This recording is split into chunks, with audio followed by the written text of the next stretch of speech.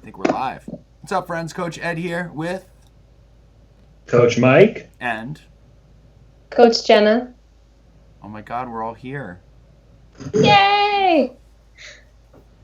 Cool. So today we're going to talk about a couple of different things, but the main theme is doing less to get more, and also why you should yourself. So basically focusing on what you are doing instead of what you aren't doing. Pretty unproductive. Um, if people can focus on committing to do less, they actually get farther.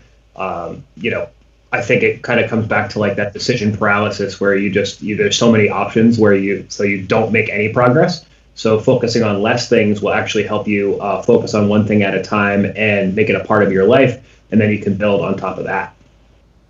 Yeah, and I mean this applies to everything. It applies to training. It looks like 'cause I took Mike off the screen. It looks like he got like voted off because of what he said. But it's going to apply definitely to training, and it applies to my specific example recently. Just getting more by committing to do less. Like the first thing you want to make sure that you do is just identify your first point of restriction. So, you could notice the idea of getting dressed for your workout or the idea of doing a warm up or the strength portion, whatever it is, like where is that first point where you put up the wall and hold yourself back? Unfortunately for me, I noticed my first point of restriction was in the warm up, which makes it kind of hard to actually do the workout. And if you actually take the time to take a step back, not when you're beating yourself up for not doing enough, but when you have a little more of a clear head, think about like what about that portion of the workout is making you not do it. So for some people, it might be space constraints. It might be actually just an issue with your space. For me, I haven't wanted to start my workout on the floor. It's just where I'm working out, it's a colder floor. I don't like to work out on mats. So I've actually just changed up my warm-up, and I'm doing my warm-up starting with a standing hip mobility drill, and then just doing one other mobility drill for my like shoulders and upper body. So I've just not only identified the restriction, but also just totally peeled back my workout. I don't have a 9-10 minute warm-up. I have 2 movements, and then I'm going into a movement routine that allows me to do exercises. I'm choosing exercises I can do that don't require a ton of warm-up. So for any of you out there, like just identify that first point of restriction and then be willing to just totally condense the workout and change your expectation of what the workout should look like. It's okay if my workout is just split squats and like a staggered stance row. Like there's nothing wrong with that because it's better than doing nothing. Yeah. Oh, shut. I feel like that's my go-to saying for talking to you two. I don't know why. I'm not mad about it. But this like makes me think of, thank you. This makes me think of how precision nutrition talks about like chunking things down, and I love saying chunking too. So basically, like if you are trying to like go work out, just put out your workout clothes first. That's like the first step, and then put your clothes on, and then put your shoes on. Get to the space. So just taking it like one step at a time instead of like, oh my God, I have like all these things to do. I have to like go work out, and it just kind of just makes it so much easier. Yeah, and if you have like to Jenna's example, like take out your workout clothes, put them on. I mean, with these times, it's awesome. Like most people's workout clothes are pretty comfortable. So if you like totally stop there, you can just like sit on the couch and watch Netflix pretty comfortable. If you find yourself like motivated enough, but you don't want to do your workout, just pivot and go for a walk. Like she's saying, just chunking it down, picking smaller things to commit to. It's crazy how much easier it makes it for you to take the next step when you don't make the bigger commitment. Yeah, true that. And also like in terms of sorry, is Mike on the screen because he was just shaking his head at me? He's about to be. I should have put him on. Ah, man. So, chunking things down in terms of like exercise and doing tasks. And then, in terms of nutrition, it's kind of like small daily actions, that turn into long-term results. And I think definitely the current circumstances, we need to do that one habit at a time. how long should you focus on that habit?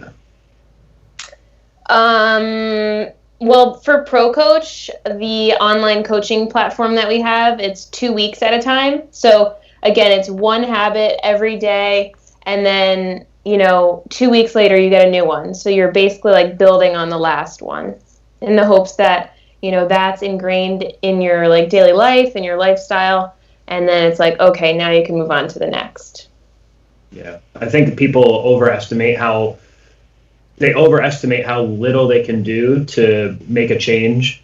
They're really, I mean, when we first started the gym, I mean, there was just 10 nutrition habits. Now we don't really talk about those the same way as we used to, but I mean, it's really only 10 things that you may have to implement into your life to make eating healthy a sustainable thing.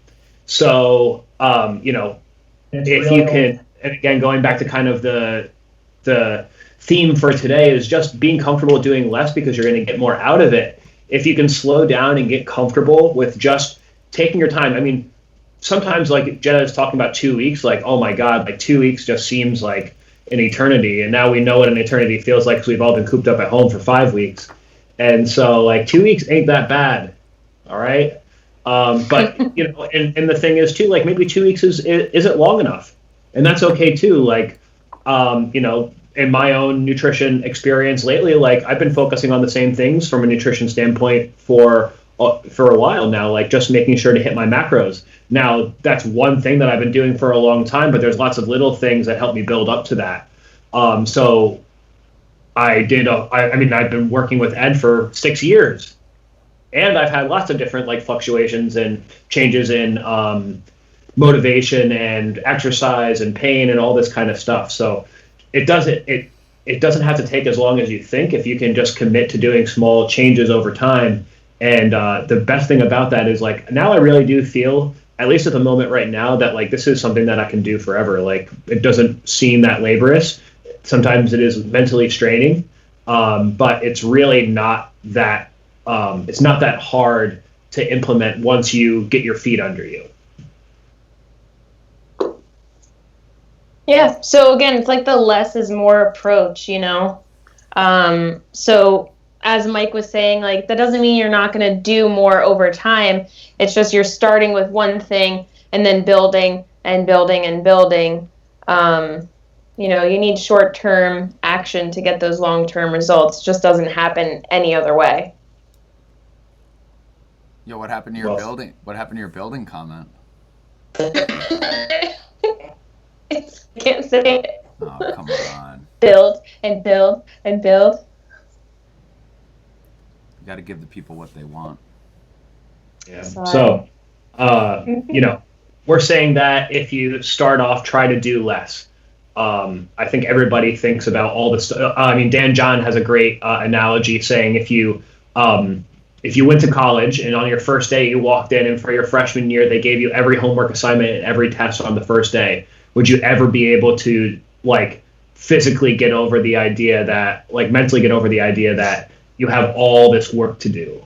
Like, no, like you just drop out because you're just like, well, there's no way in hell that I can do all this stuff, 4 months of assignments in one sitting. So if you're able to just start with think, and it's cool to think about all the stuff you have to do, but write it down, get it out of your head, and then think about the first thing that you can really attack. And then that can be your action step, and then allow yourself enough time to try and fail and try again, and then find something that works, and then have it fail again, and then try it again, and then maybe have it work a little bit longer. And then it's like riding a bike. You fall off a little bit, and then you get back on. You can ride your bike a little bit further, and then you can, ride your bike off of a jump into a lake or something. I don't know what people's eventual goal is with riding a bike, but it can help with long-term success. That's not formal training advice. Please don't ride your bike off of a ramp into a lake. And if you use a helmet. I thought it was going to get way darker, and then you ride your bike off a cliff. To a wood chipper. It depends on the time of the day. If we had this conversation maybe a little bit earlier, he would have went there. But I mean, just to Mike and Jenna's point, just remember that better is better.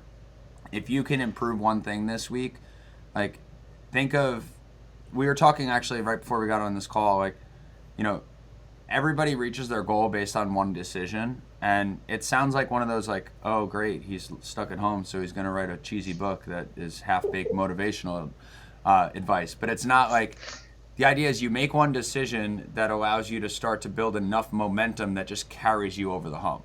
So like, you never know which decision it's going to be, and that's what, like, to Mike's point, like, you know, it just, if you don't decide to get on the bike, you can't ride off the ramp, and then you'll never land in the lake. But in all seriousness, when it comes to the habit, like, just better is better. Like, make one thing better this week. Who knows? That one little piece of effort that you make might be the thing that allows you to just kind of catapult yourself towards your goals. And if it's not, like I'm sorry, but who gives a shit? Like, we all try, we all fail. And I was talking to one of our coaches actually earlier, Coach Maureen, just because she's earned the ability to do certain exercises, and this week they're not right for her, it doesn't mean all her progress is gone. This is going to be a lifelong thing, and like, what's one thing that you can do better this week so that maybe you can actually reach your goal? Question mark. One of the things in there too is don't compare your progress to somebody else's.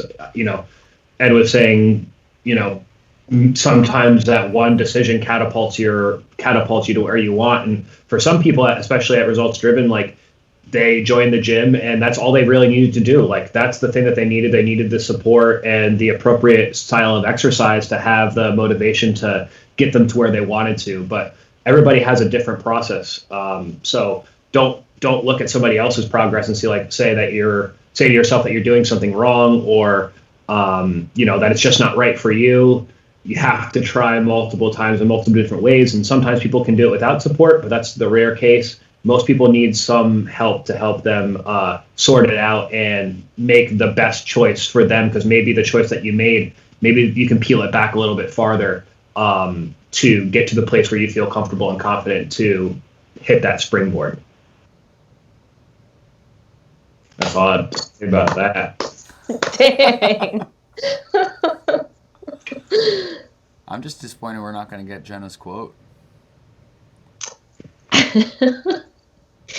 Watch this. What are we watching? Did that go on the screen or no? Oh yeah, it did. You got it? It went on my screen at least.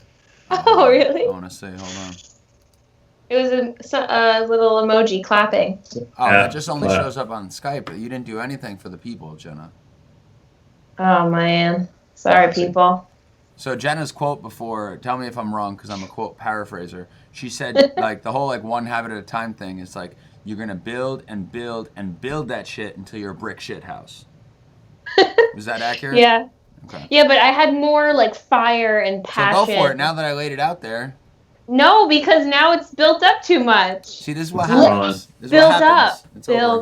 Build. You make hey, Donald. You make one decision that ends the show. Oh. Thank you for watching. Michelle Romano, Michelle Reed, me. I responded. Elise, Mean Gene. Hey, Mean Gene. I sent you an email.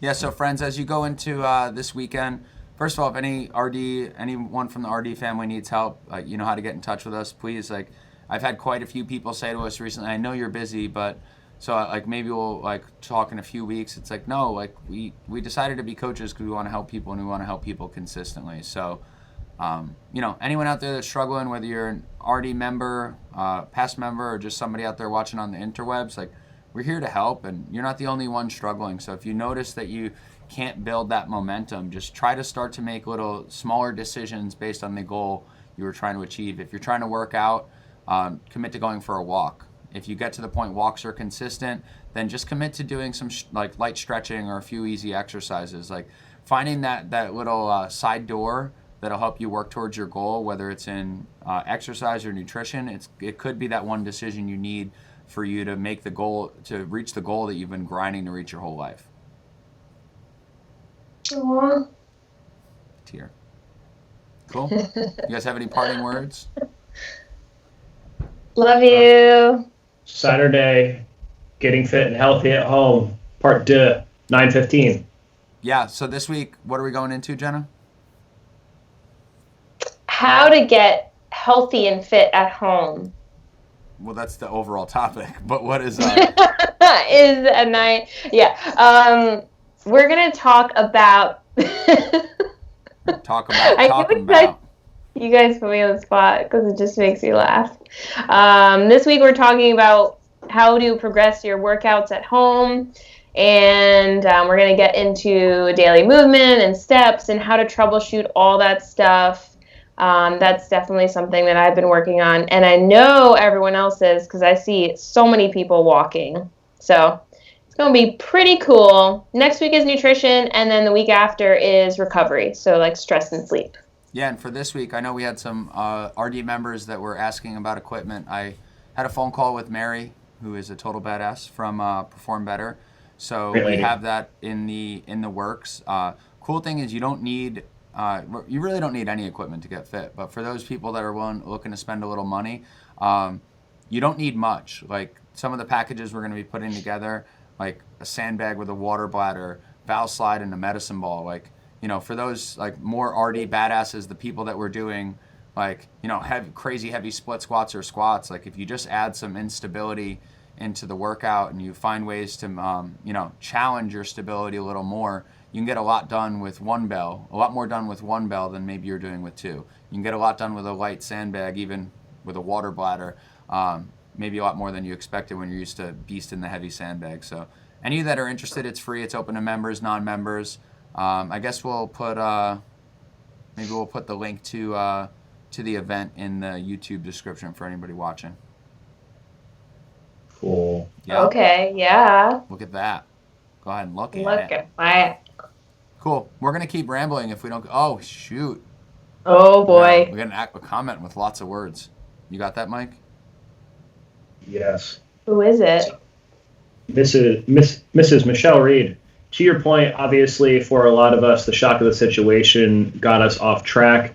I was walking, but not working out. Mhm. But once I got back in touch with the coaches and doing a workout with RD, it made me more motivated, and I remembered why I love it so much. As usual, it takes that first step. Aww. It was fun seeing you in the small group last night. Michelle and Coach Kim did a great job with you guys. Great job. I mean, you were somebody who told us that, you after your first year, you weren't 100% sure if you were going to keep going because you just weren't more than 100% sure, like with your time restrictions, that it was worth it. And then you realize how freaking strong you were compared to how strong you used to be. And I'm glad that you're still making strength training a part of your life. And Did you see Michelle's dog in the workout last night? Very cute. So fun. To Michelle's credit, like the big thing that she did, just so everyone else can follow in her footsteps, like she just chose to communicate. Like I don't know if it was one of these live things that Mike and I did. It was something we were on the interwebs, and we said if anyone's struggling, send us a message. And she sent Mike and I a message talking about her circumstances, talking about why she's fallen short, and just essentially saying she needed some help to get started. And less than a week later, she's in a small group. She's not there because we said the right things to her to get her in a small group via Zoom. She's there because she just actually followed her advice and just communicated she was struggling. So any of you out there, you don't have to know the answer. Just reach out and say, help, help, Help me. help. Yeah, that's We got a bunch of hearts from Michelle. We heart you too. Yay! Cool. Mike wanted to be done by Huge. 3:30, and it is 3:30 now, so we're going to hop off. And Yes. We'll be back Monday through Thursday next week at 3-ish p.m. So, Eastern Standard Time. on day Canadian. Canada. I wish I knew their anthem. On that note, we're out, friends.